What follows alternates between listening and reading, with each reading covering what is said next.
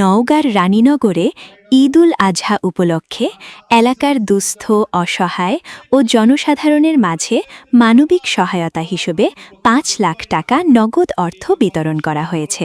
রানীনগর থেকে কাজী আনিসুর রহমানের প্রতিবেদনে দেখুন বিস্তারিত। প্রধানমন্ত্রীর ত্রাণ ও কল্যাণ তহবিল থেকে বরাদ্দপ্রাপ্ত এই নগদ অর্থ মঙ্গলবার বিকেলে উপজেলা পরিষদ অডিটোরিয়াম হলরুমে আনুষ্ঠানিকভাবে বিতরণ করা হয়। বিতরণ অনুষ্ঠানে প্রধান অতিথি নওগাঁ ৬ আত্রাই রানীনগর আসনের এমপি এস.এম. রেজাউল ইসলাম রেজু বলেন, প্রধানমন্ত্রীর জন্য দোয়া করবেন, আমার জন্যও দোয়া করবেন এবং সমমিলিতভাবে দেশের জন্য দোয়া করবেন। প্রধানমন্ত্রী আগামী দেশকে একটি স্বনির্ভর দেশ, এদেশের নারীরা ও পুরুষরা উভয়ে বাস করবে একটি শান্তির ভেতর দিয়ে এবং দেশে একটি সুনাগরিক গঠনের জন্য প্রচেষ্টা করছে। উনাদের আমরা সহযোগিতা করছি। আর আপনারা মা বোনেরা যারা আছেন, সুধীবৃন্দরা আছেন, সাংবাদিক ভাইয়েরা আছেন, আপনাদের কাছে আমার অনুরোধ, আমার পাশে থাকবেন, আমাকে সহযোগিতা করবেন। আমি চেষ্টা করছি, আমার একার দ্বারা চেষ্টা করলে হবে না, আপনাদের সহযোগিতা লাগবে এবং আপনাদের সহযোগিতা যদি পাই, ইনশাআল্লাহ আপনাদেরকে বলতে পারি যে হাঁটি হাঁটি পাপা করতে করতে ১ থেকে ১.৫ বছরের মধ্যে এই দেশের আগের চেহারা থাকবে না, চেহারাটা পরিবর্তন আসবে।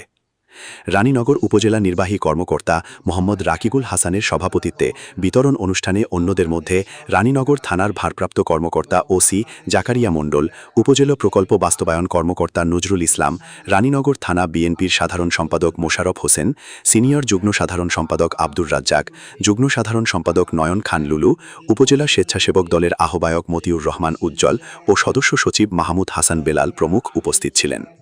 সংশ্লিষ্টরা জানান, উপজেলার প্রায় ৩৩৪ জন দুস্থ, অসহায় ও জনসাধারণের মাঝে এই নগদ অর্থ বিতরণ করা হয়। সম্মিলিতভাবে দেশের জন্য দোয়া করবেন, যে প্রধানমন্ত্রী আগামী দেশকে একটি স্বনির্ভর দেশ, যে দেশের মহিলা এবং পুরুষ উভয়ে বাস করবে একটি শান্তির ভেতর দিয়ে এবং দেশে একটি সুনাগরিক গঠনের জন্য উনি প্রচেষ্টা করছে। ওনাকে আমরা সহযোগিতা করছি।